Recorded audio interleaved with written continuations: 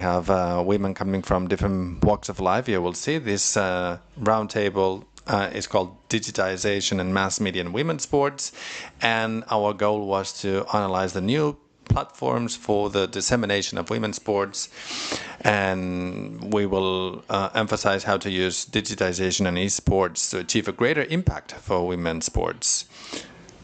So you will see that we have quite a various group of women. But before, I would like to ask to the stage Virginia Calvo, who's a co-owner of Good Game Group, Gisela Vaquero, WESCO board member, Martina Olivas, who's head of business at ESC La Liga and NBA. Please take a seat. Danae Boronat, who's a sports journalist, Pere Vilà, who's a director of Sports Plus TV, and Jessie Engelhardt, who's an international lawyer on sports law.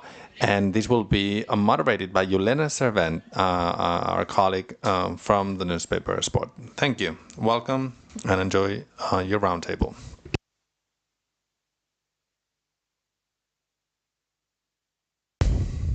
Hello, can you all hear me? Great. Well, I would like to thank everyone for being here this morning.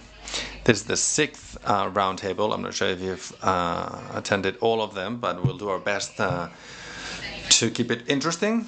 We have here professional women who are examples in the field of sports. It has been said that there's a lot to be conquered, a lot of ground, but I believe that they show that we are moving in the right direction.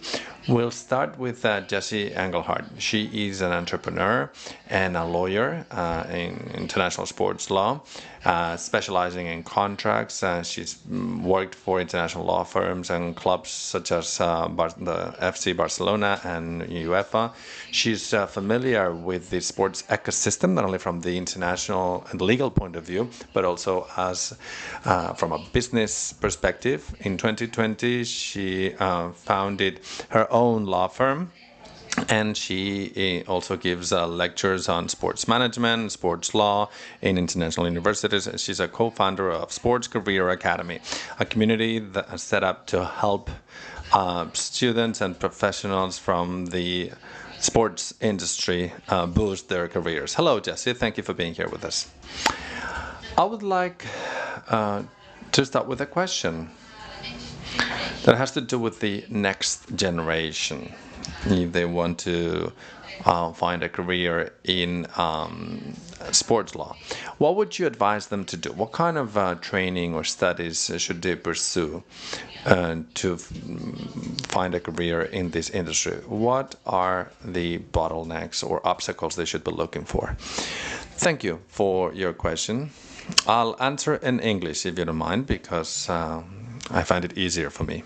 I studied law, and then I really wanted to do something that I was very passionate about, but I couldn't find any specific niche within the legal sector that I was really like, maybe it was in criminal law or civil law. I didn't feel like anything really aligned with me.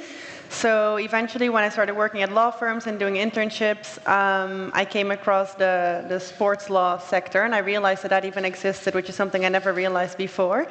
And now working in sports, I get a lot of people asking me questions of like, what is the ideal education formula? And I actually did a master's degree in sports law and management, because I think that sports law is such a particular field that not only requires a strong legal educational background, but it also requires you to know how to really apply and how to interpret the law in such a particular sector, which is the sports sector. So I think that anyone that wants to work in the sports law field, I would recommend them to, first of all, really become a good lawyer, of course, because that's the main thing, but then also to get a very deep understanding of the sports industry and all the complexities that come with working in the sports industry. And that's kind of what I did. As you mentioned, I worked both at the club here at FC Barcelona and at UEFA, where I got this broader understanding of what the sports ecosystem looks like. Because for someone that has never worked in sport, it's sometimes very difficult also to know what the mission is of a club or of a federation, and how they are structured and how they function, basically.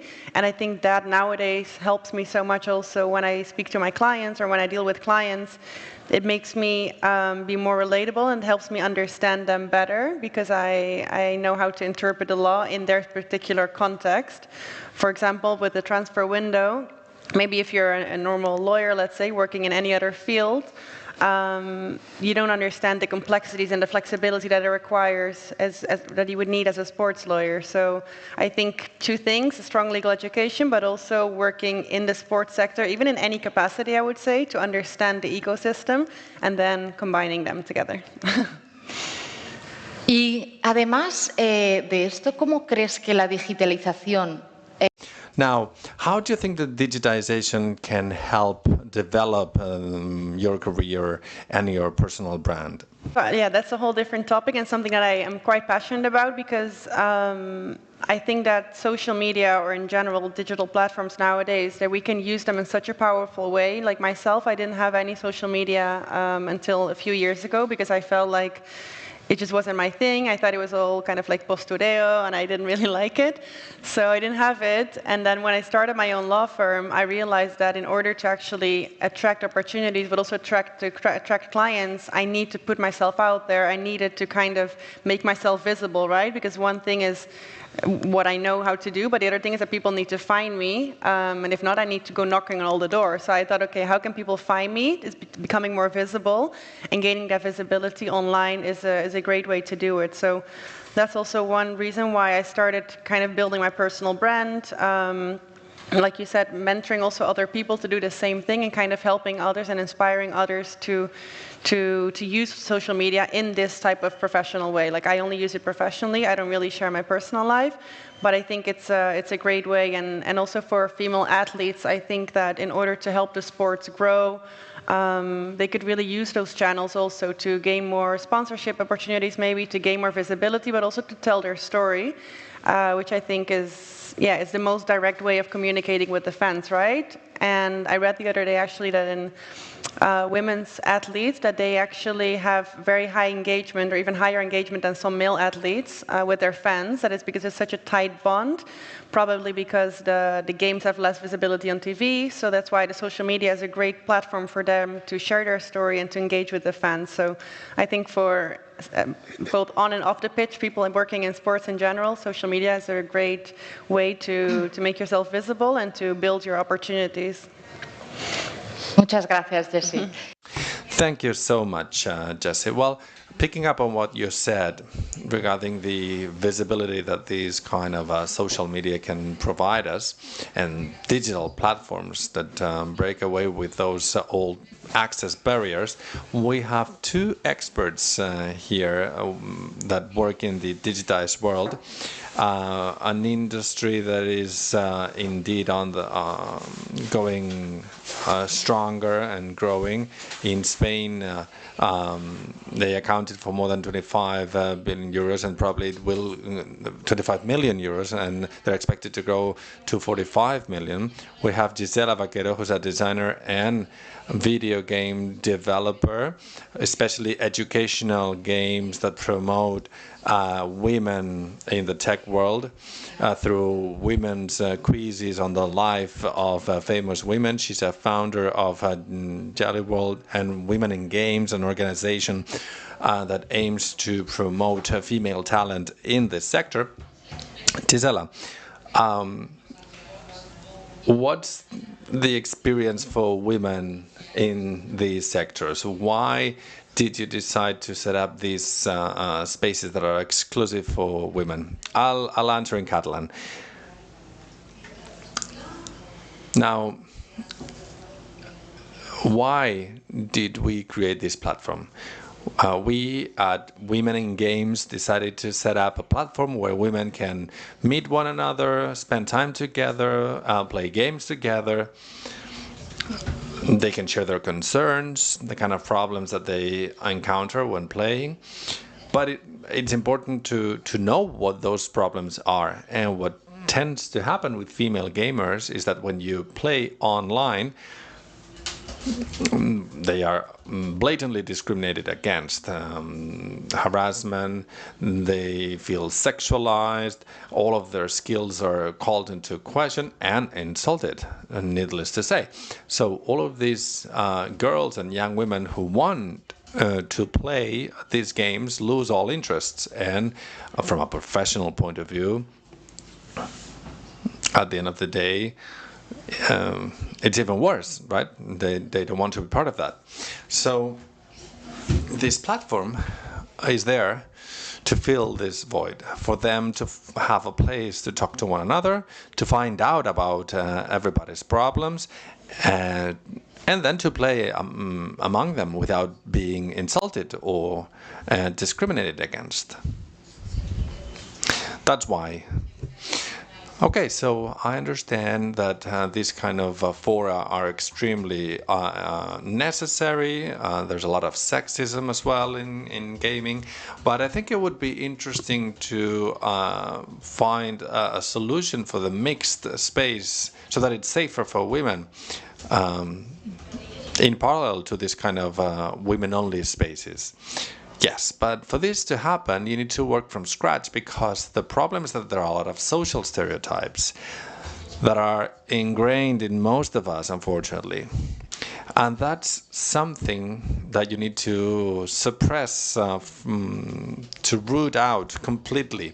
And that's not something that private companies can do on their own, or public institutions. It has to be done from square one, from education, schools, houses, people's homes and high schools.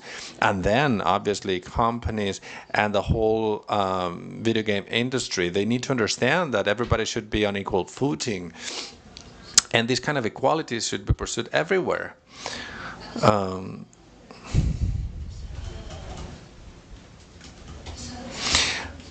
We need to disseminate the need for that equality in all areas of life. Since we're young kids, these stereotypes is something that we should fight against.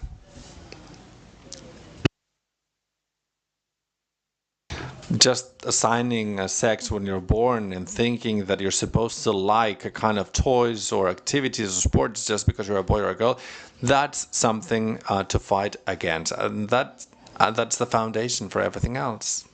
So education is key here by all stakeholders.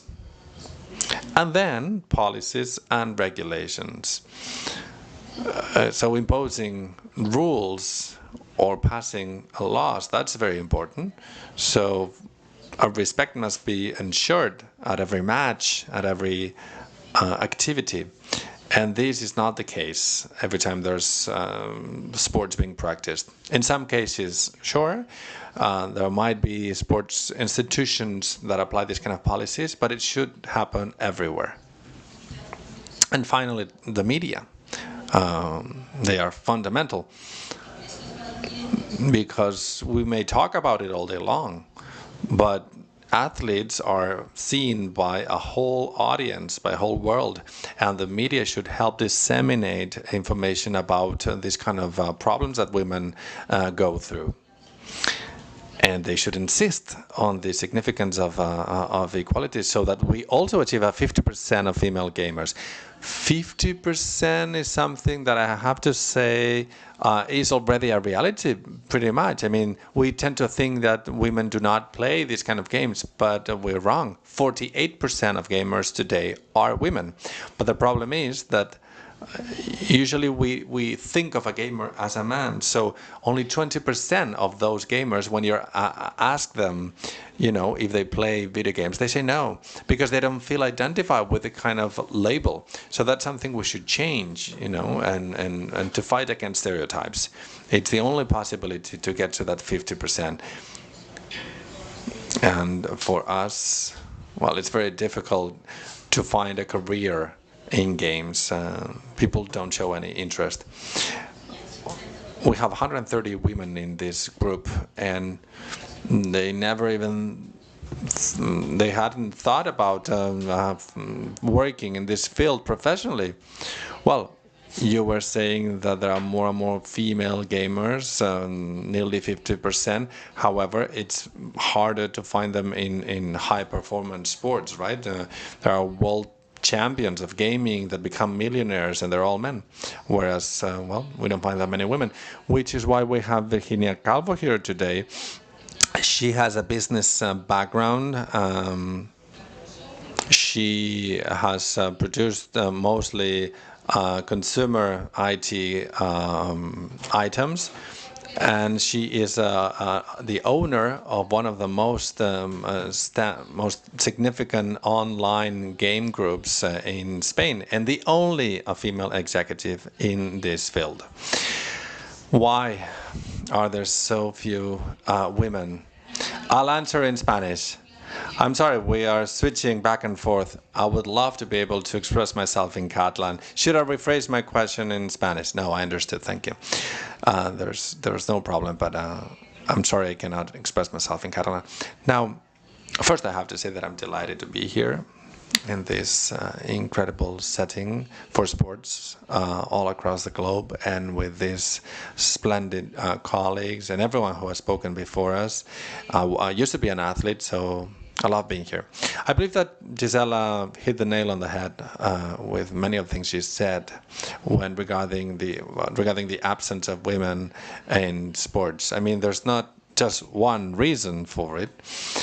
I would like to say that the professional video game competitions are quite young. They have been around for 5 or 6 years. When I use the term professional, I mean that they earn some money. There are companies backing this up. There are committees ensuring that certain rules are applied.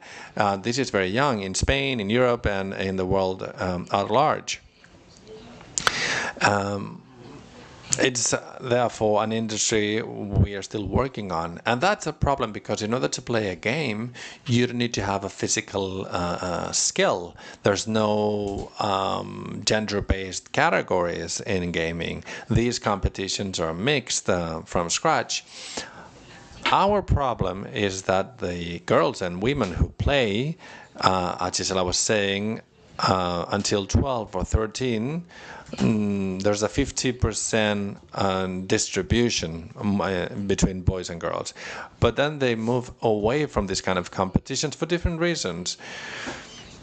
The possible harassment by an anonymous server or other gamers that insult them, and they say, go back to home and clean your house and leave the screen for me, this kind of insults. And many people, when they realize they're playing against a woman, they start insulting them. And obviously this is very discouraging, and they're no longer willing to play. And they don't have that many famous gamers in the world, not many role models to follow, not for this top high-performance games. And there's yet another reason, in my opinion. They do not believe they can become a professional because there's no specific channel to follow so that they can at least entertain the idea of having a career at gaming. Those are the main reasons. But then you have education, which is key. Why, when you have an 8-year-old boy, we tend to give them a game console, whereas we don't do that to girls. There's a huge bias against girls, and we're moving them away from something that brings technology closer to them. If playing games means that they become more skilled at technology, which is a problem we have in this country with STEM careers, why don't we use video games to get them more hooked to technology and they can become professionals? Then that would be a win for the video game industry. We're half the world population, right? And this industry is missing out on that half, and it could grow much farther. So, as I said, there's a whole plethora of reasons, and that's what we're trying to fight. Okay, so you think that having a female role model in your industry would be essential to promote growth and encourage more and more women to be active in this area? Yes, it is very important. I would have studied engineering if I had seen a woman engineer somewhere close, or if I had met somebody with a technical background, because I'm good with numbers. I could have been a great engineer. But as Clara Arpa tends to say, I'm not an engineer, I'm ingenious. So, well, you make do with what you have. We need a lot of Onas and Alexias and these kind of role models in our field. However, for that to be a reality with such a fledgling industry, even though we already have a certain foundation, we need more time. And this may sound very political, that's not my intention, but we need a pact among the different stakeholders in gaming, because we, as a club, can launch an initiative for women, but where will they compete? La Liga should be there backing us up. Viewers and followers should also help us from that point of view. The publisher as well, and the media should go along with it. A colleague was saying that professional athletes, female athletes, tend to be asked about harassment and about work-home balance. I mean, it's good if they ask us, but I believe that the media should also ask themselves, why do you only ask about this when you're talking to a woman? I mean, it can be a topic of conversation, but it shouldn't lead every single interview to a woman. So yes, I believe that we do need role models, and we cannot work in a bubble.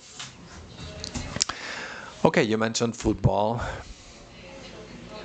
And in football and in business, that's something we can talk with Martina Olivas from ESC La Liga and NBA, who chairs this institution in Madrid, who has a background in audiovisual communication and business. She has held different positions at the La Liga, a former executive as well, a head of the female section, and the youngest woman to ever have reached the steering committee of La Liga. And you said football needs more women. Okay, so why is it important for more women to be present in football and sports in general, especially in those places of power, as Virginia was saying? What kind of room should they be occupying? How important it is for them to be in these high positions? Well, I think it's paramount. It's a piece of data that we rarely mention. I think that, well, companies that are led by women have a higher turnover, and we're not aware of that. I think that we tend to see leadership as something male, we as women, and it's a mistake. We need to be able to manage and to lead on the basis of our own values and skills. I'm not saying they're better or worse than men's, but they're different. I believe that women tend to demand a lot from ourselves. So we are very rigorous. We have always had to prove that we're worthy. We're questioning all the time whether we're smart enough. We're stronger, maybe not strong. Yes, I believe we are stronger because we give birth to children. However, we're sensitive, and that's something quite useful when being a leader. I believe that we help our teams develop further. We can listen more. We tend not to impose as a man would. It's a cultural thing. I mean, they've allowed to act that way. They've been allowed to act that way. So I think we can contribute a lot to companies. But we need to do that first. I mean, we shouldn't see leadership as something exclusively male. Let us embrace our female leadership spirit. Let us support one another, and that will be the best way to make a contribution to the field and to achieve real diversity and equality. So I'm changing the topic a bit. In 2018, in an interview, you said we needed a Clásico in women's football in Spain. now we have a Clásico, and we can enjoy highly competitive women's football, which can serve as a role model for other competitive sports. What does this entail for women's football, and what are the remaining challenges? Well, it was crucial to have a Clásico. Ultimately, what this bore out was that despite the fact that the league is not professionalized, we have athletes who are competing at the top level. I mean, the rankings just show it.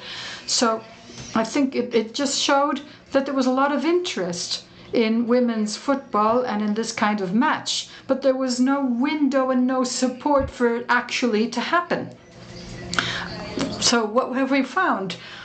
Record attendance at stadiums, record audiences, more and more sponsors who are interested. So there was the intention and there was an interest, and we've been able to prove that. What was missing was support and room for it to happen.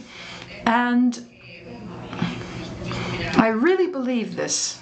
And I'm not saying it just because Beatriz was there a while ago. I think something is going to be done about this from the perspective of management. It's going to be sorted out, and I think we're going to have one of the best women's leagues in the world. I really believe that. And that means that we're going to have clear role models so that girls in the future will be much more able to think, well, this is an opportunity for me. I'm going to be able to work in this. And I really think the Clásico is the icing on the cake or the cherry on top, but now the organizational thing is going to be key to having one of the best women's leagues in the world. Not just in terms of being one of the major women's league in the world, but also in terms of dragging along other sports that women are engaged in. And in relation also to football and women's football, we have Danae Boronat, who is a journalist and an anchor, and who was in May of 2019 the first woman to commentate men's national team final on Spanish television. She's also worked for all sorts of different very high visibility media in Spain. And, what we might all comment is this: 2019, it was just 3 years ago. How come it took so very long for a woman's voice to be narrating men's competition? Well, thank you very much. Yesterday I was there where you are, and today I'm here. I'm really looking forward to telling you about my perspective and what I have experienced firsthand. First of all, we have to pat ourselves on the back. Finally, in 2022, we have 2 women narrating First Division football. Álvaro Viveros is doing it on Movistar. She's a colleague of mine, and she's really earned it amazingly, but she's having a very tough time of it in terms of social media feedback, all sorts of extremely sexist comments that she's dealing with. In 2019, I mean, it was me, but it could have been anybody else. What happened in 2019 was that we made the world face a certain reality. Suddenly, people realized that no women had ever narrated football at the top level in Spain so far. And some people were surprised to discover the fact. If you're not aware of such a fact, you don't do anything about changing it or figuring out the whys and wherefores. So that was one thing. I had a lot of interviews in which people asked me why there hadn't been women up until then. Well, it was clearly because nobody in charge of any major media outlet thought it was of any interest to have a woman commentating on or narrating a football match. I mean, we'd all heard Paloma del Rio and other women journalists narrating other sports. women's sports, women's gymnastics, or other sports without such a strong male connotation. So we were allowed to be involved in these women's sports, but not football, of course not. Even basketball had overcome this particular hurdle, but for me, football was kind of the very last outpost that we had to conquer.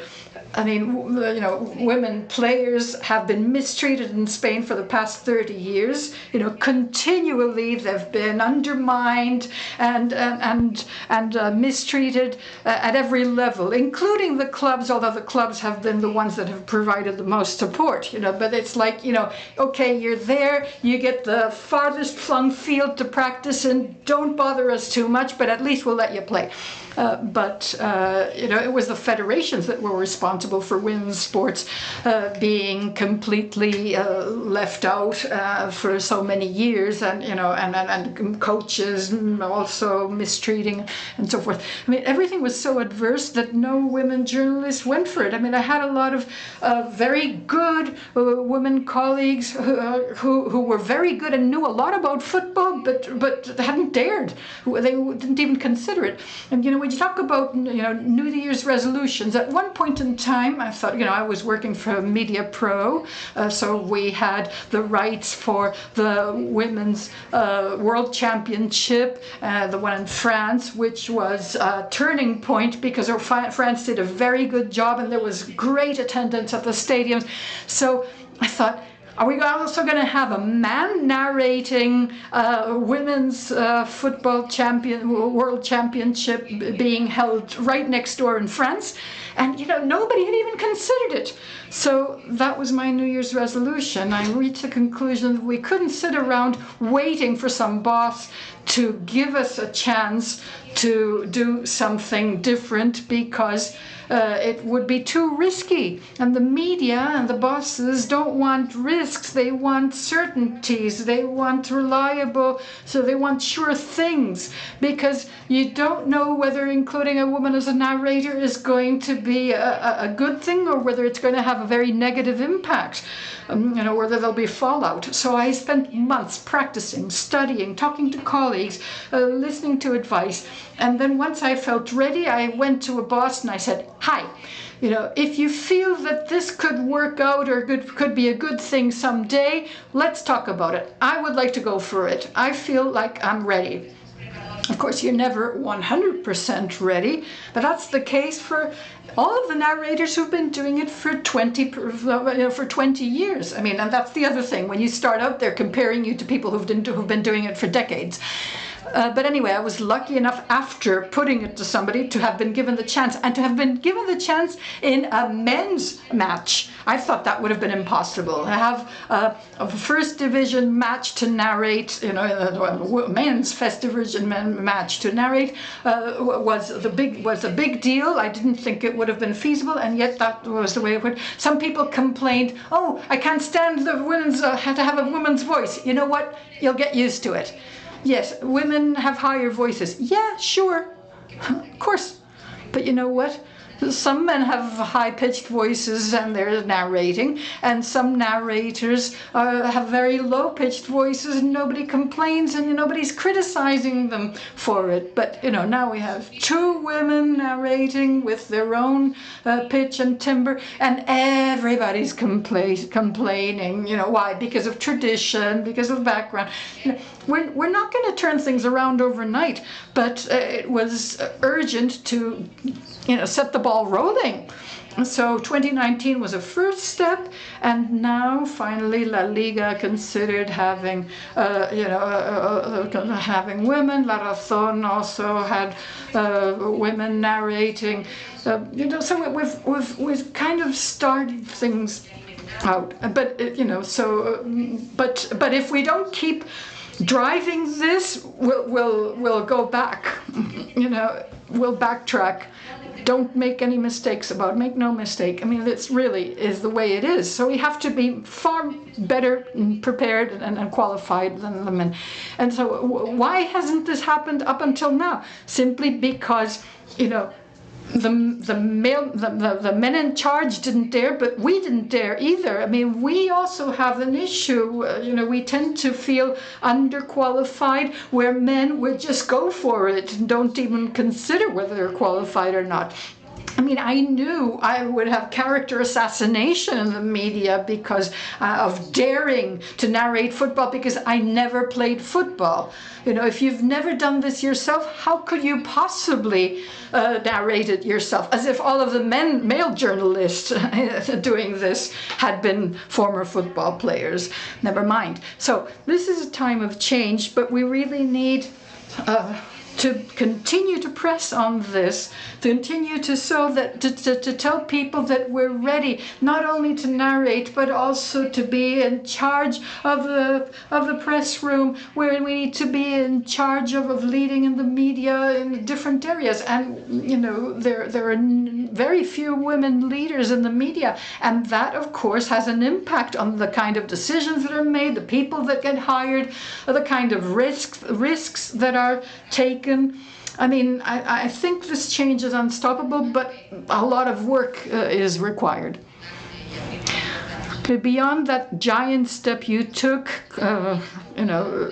clearing the road for a lot of women, you also have your book with the title, Don't Call Them Girls, Call Them Football Players, talking about discrimination in the national squads.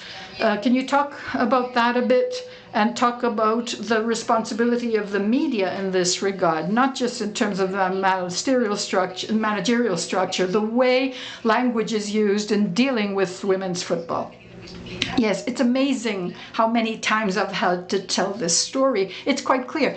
What do you mean I shouldn't call them girls? You know what? I've never, or hardly ever, heard the male football players called the boys. We only call them, the boys when they're very young players coming up from the B team or from the junior team. But they're players. They're just called players.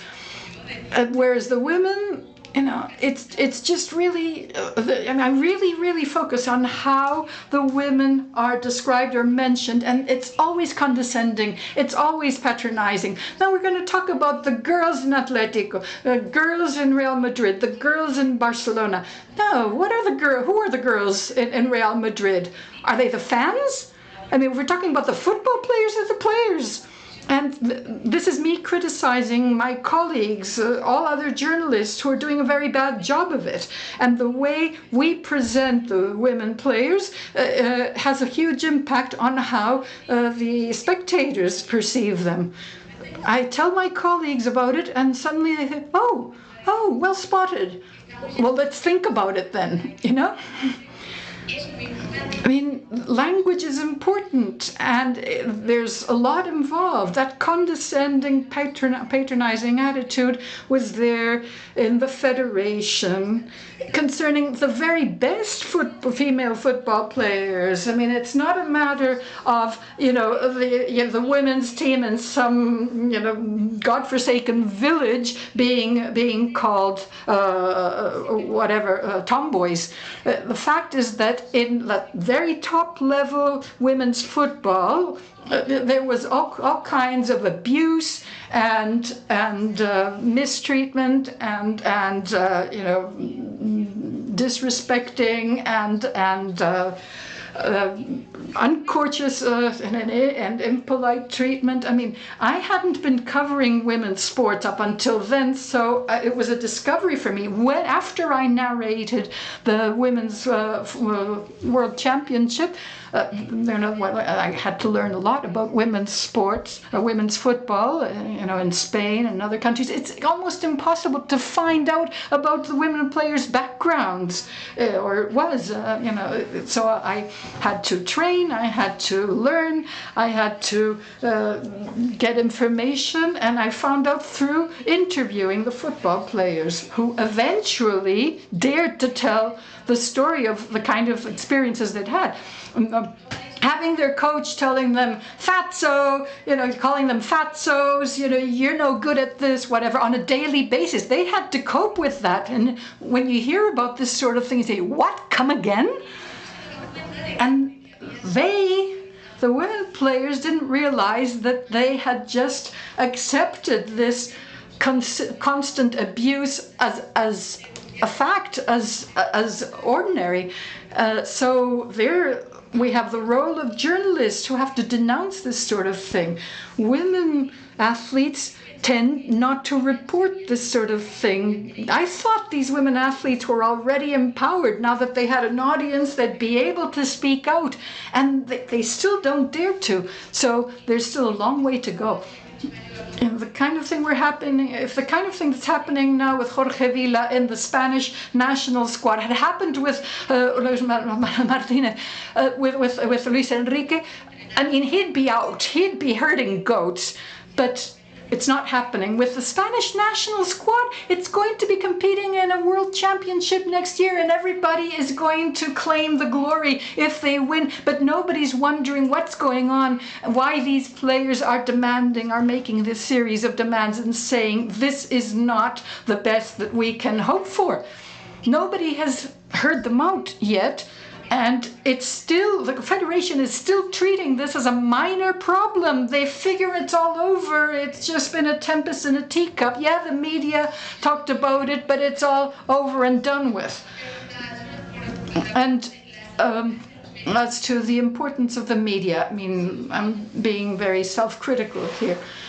We in the media, I mean, we have to particularly be demanding of government-owned media. Private-owned media have different concerns. They know they have to deal with advertisers, and they know that talking about the Barca-Madrid match is going to make a difference. I mean, we talk about women's sports being discriminated, but also, the Osasuna players in the male sports are also overlooked, and they complain too. I want as many matches of the Spanish national squad and the women's national squad, and the same for the league and so forth. I want parity of coverage. I want to know as much about male hockey players as I do about female hockey players as male hockey players. And the government-owned media have an important role there. They have to be in charge of giving a higher profile to women's sports, which have been overlooked so far. And we can't just say, oh, that's just the way it is. But you as a citizen have the power to say, I want women's sports to be dealt with on a parity basis in the media that we all own as citizens. Okay, and since we talk about that, we're concluding this panel with Pere Vilà, the director of Sport Plus, representative of the Secretariat for Sports and Physical Activity. He's also in the foundation of UFEC and Sport Plus. Sport Plus is a digital platform for sports, AV content, broadcasting many kinds of sports events. In particular, you have the highest share of women's sports broadcasting. How was your organization created? And what? Well, I'll be speaking Catalan. I want to thank you for your invitation. Danae, well, here we have another subscriber to Sport Plus, considering what she said in her in the last 2 minutes, because what she's asking of of government-owned media is exactly what Sport Plus is doing without that kind of public ownership or government ownership. How did Sport Plus arise? Well, it was a combination of circumstances. COVID on the one hand, and the iceberg image or theory on the other.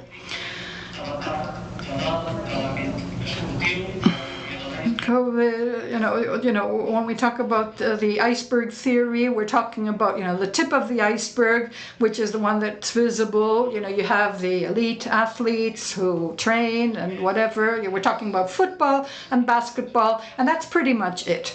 But you have children and young people all over Spain in grassroots and amateur sports who are, sitting at home watching TV, or when they might start out in a specific sport, they do it, but they're playing behind closed doors, and you have parents climbing on trees to watch the match or whatever. So what do we want to do? We want to provide real visibility to grassroots and amateur sports, which account for 99.9% of actual sports practice.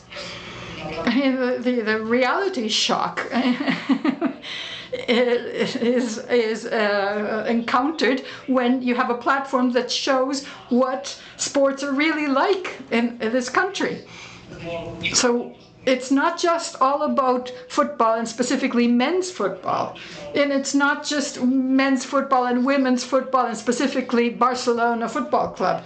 We're talking about 700,000 boys and girls playing, rink hockey or field hockey or any other sport, and who devote their weekends to developing as persons by playing a sport, by engaging in a sport. And here our language is not, boys, you play this, girls, you play that. It's not about a sport as a male sport, or as a men's sport, or as a women's sport, but as a sport. And that's what we're trying to reflect. And so we have 70 digitized sports facilities in Catalonia, and 40% of the events broadcast every weekend are women's events. This is absolutely amazing. It's unheard of. Over 1 year, over 10,000 live matches broadcast, where nearly 4,000 were women's events. I mean, that's really something, we have to pat ourselves on the back for it, really. I mean, this is not really the point. I'm only here as a spokesperson, or I'm the guy who just doesn't sleep at night, because I'm trying to manage this project. But if this is what we have, this is the reality of sports in Catalonia, this is what we need to show and display.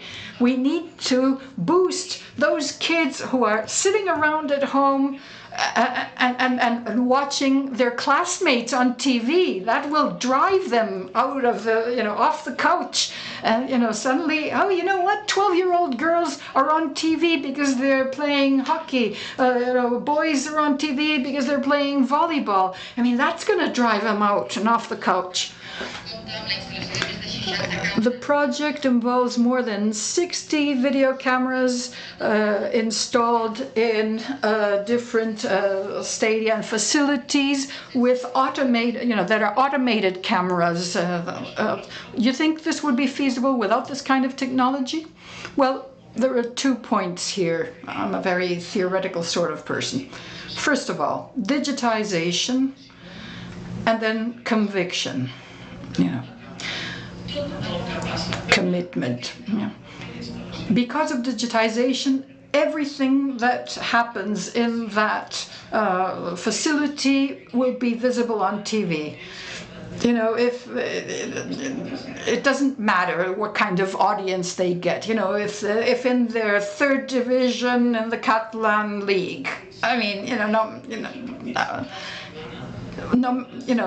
we have 10 to 12 matches every weekend with girls and a few, boys.